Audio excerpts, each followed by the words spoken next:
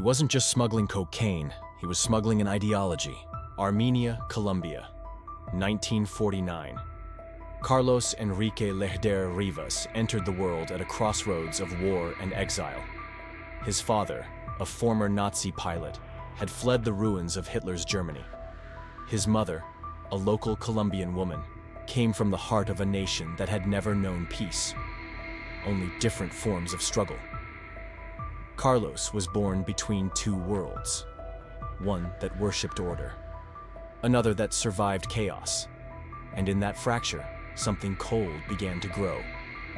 As a boy, he saw how men bowed to fear, how money didn't just buy food, it bought silence, and how violence, when used with precision, didn't cause resistance. It created obedience. He wasn't raised with lullabies. He was raised with rage. In the classroom, he lashed out at teachers, not out of ignorance, but out of defiance. They called him rebellious. He called them weak. By his teens, he was already moving stolen cars between Colombia and the United States. Not for survival, for control. He didn't want a job. He wanted a throne. He read books, not about business, but about dictators. He studied not markets, but men. How they think, how they break, how they follow when they're afraid. And by his 20s, Carlos Lehder had made a decision. He wouldn't beg for power. He would take it, not with votes, not with diplomacy, but with product, planes, and pure force. He didn't want to get rich. He wanted to conquer, not a country, not a city, but the one commodity America couldn't resist, cocaine. And he would build an empire fueled by it. White powder, black money, red blood.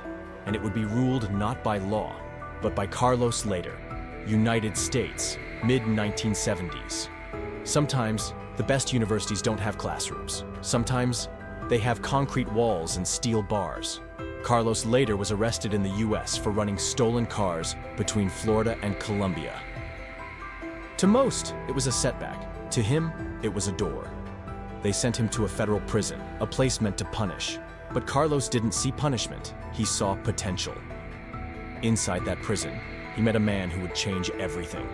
George Jung, a laid-back, long-haired smuggler from New England, a guy who knew the marijuana game like the back of his hand. Carlos had something George didn't, vision.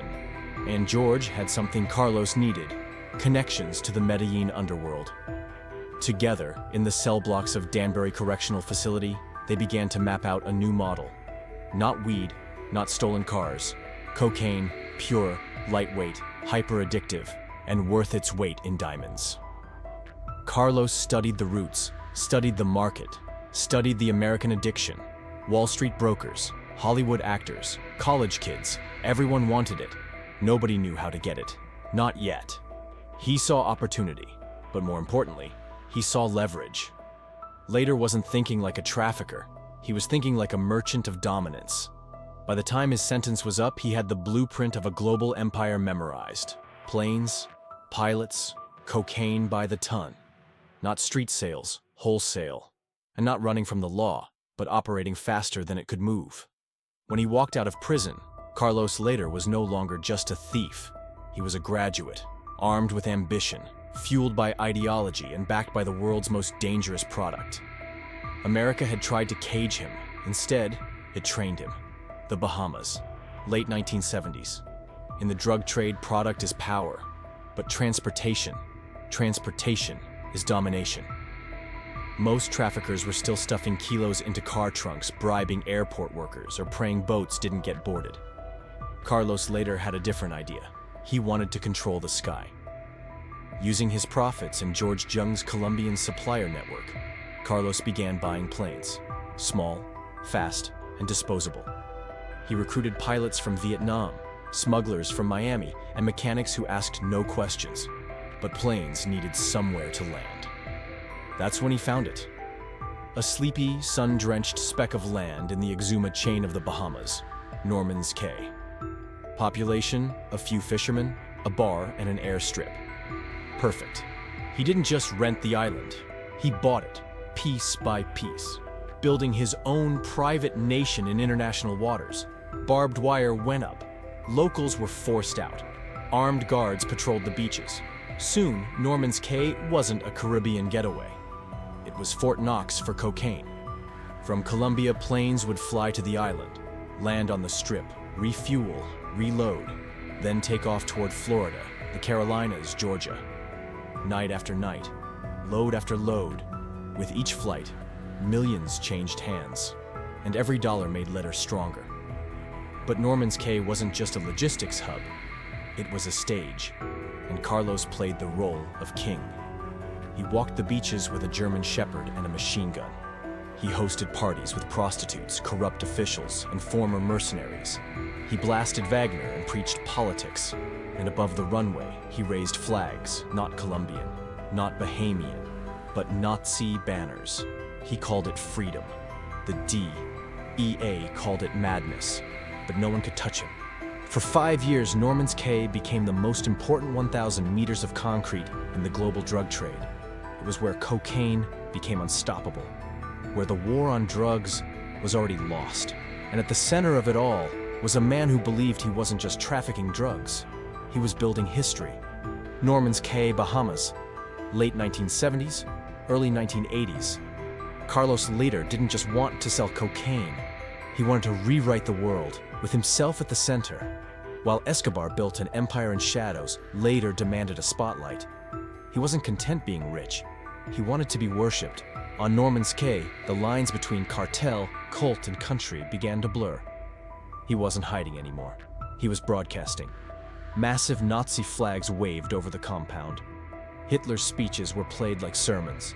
Guests were handed leaflets, manifestos, calling for racial purification and a new world order, one funded by cocaine and ruled by superior men. He didn't see himself as a drug lord. He saw himself as the architect of a revolution. He created a political movement, the Latin American Anti-Communist Alliance, ALAC. He wrote articles, gave interviews, even tried to send letters to the UN, demanding recognition as a sovereign power. And the terrifying part? Some people listened. He paid for local schools, gave handouts to the poor, bribed Bahamian officials so thoroughly that even airport controllers waved in his planes like commercial flights. He didn't blend in like Escobar. He overwhelmed. He believed cocaine would fund a Fourth Reich, that Norman's Cay would become the capital of a fascist paradise, an island utopia where he ruled by race, wealth, and force. But cocaine doesn't care about ideology, and neither did the Medellin cartel. Escobar tolerated Lehder because he was useful, because his island worked. But Carlos was becoming a problem.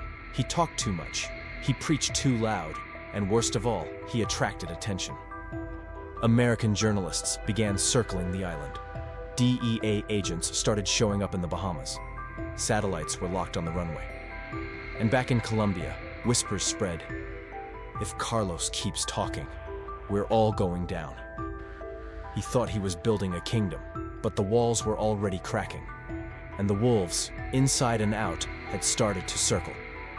Colombia, 1987. For years, Carlos Lehder lived like a man above gravity, above borders, above consequence. But even kings of the sky eventually fall. The warnings were everywhere. The Americans were furious. Journalists were calling Norman's Cay the cocaine Casablanca. DEA planes circled. Satellite photos leaked. And Carlos? He kept talking, kept preaching, kept believing he was untouchable. Pablo Escobar had had enough. To Escobar, discretion was survival. Power should move like smoke, unseen but suffocating. Carlos was not smoke. He was fire, loud, bright, uncontrolled. The cartel made a decision. Carlos Lehder was no longer an asset. He was a threat. And in this world, threats don't get warned, they get erased. In February 1987, Colombian forces raided a jungle hideout near Medellin. No news crews, no shootout, no glory. They found Lehder half asleep, disoriented, surrounded by a few loyal men who barely reached for their guns. By the time the sun rose, Carlos was already in a helicopter. Destination? Bogota.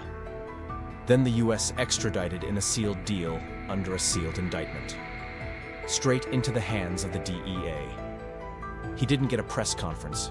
He didn't get to shout his beliefs. He didn't even get to say goodbye to his island. Norman's Cay was seized, its airstrip abandoned, its buildings overgrown with weeds, and silence. The cocaine Nazi had been grounded. In the US, he faced over 1,000 years in prison, 34 counts, RICO charges, drug trafficking, money laundering, corruption. He was placed in Marion Federal Penitentiary, one of the toughest prisons in America. Concrete, steel, isolation. There were no microphones there, no flags, no manifestos. Carlos tried to cut a deal, offered to testify against Manuel Noriega, claimed to know CIA secrets, tried to talk his way back into relevance, but the world had moved on. Escobar's war was raging in Colombia. The Cali cartel was rising. The cocaine business didn't need profits anymore. It needed ghosts. And so, Lehder, once the voice of a new narco order, was swallowed by the silence of a concrete box. United States Penitentiary, Marion, late 1980s to 2000s. Carlos Lehder once stood on a private runway in the Caribbean, watching tons of cocaine disappear into the horizon. Now he stared at concrete walls, thick, silent, endless. In Marion, there were no parties, no parades, no sound, except the hum of fluorescent lights and the clank of steel doors. The man who once broadcast Nazi ideology from paradise was now allowed one phone call a week. No interviews, no cameras, just 23 hours a day of isolation and 60 minutes of sunlight. But Carlos still believed he mattered. From inside, he wrote letters, filed motions, tried to ignite legal battles from a prison library. He claimed the CIA had betrayed him, said he was a political prisoner, a scapegoat, a martyr for the war on drugs. "I know things," he told anyone who would listen. Names, deals, governments, but nobody was listening. The Medellin cartel had collapsed. Escobar was dead. Norman's Cay was now a ghost town. Even George Jung, his old cellmate and co-founder, had moved on. The cocaine routes had changed. The business had evolved. And Carlos Lehder, he was a relic. His once grand ideologies faded into obscurity. His dreams of empire erased by time and silence.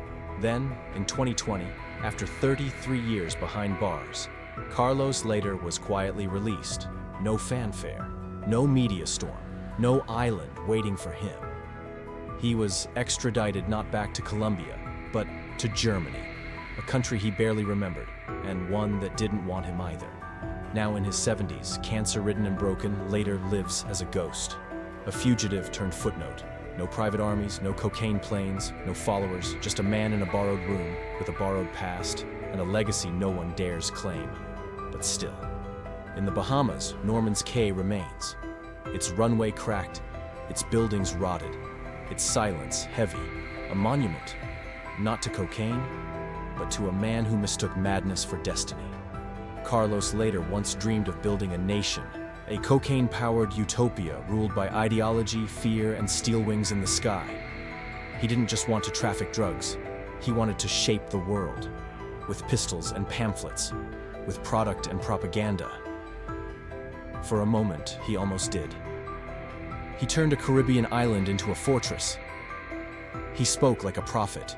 He walked like a dictator. And for a few years, he was untouchable.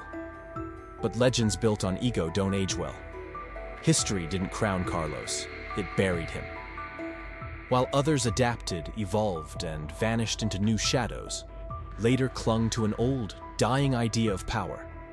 One where noise meant strength, where fear alone could hold a kingdom. But fear fades, even cocaine empires turn to dust. Today, no statues stand in his name. No songs are sung. No movement remains. His legacy isn't a nation. It's an abandoned airstrip, a runway that leads nowhere, cracked concrete beneath an indifferent sun. And Carlos Lehder? Just a ghost, walking in the ruins of a dream no one remembers. You can traffic cocaine. You can traffic ideology. But you can't traffic immortality. Carlos Lehder didn't just fall from power. He disappeared from relevance.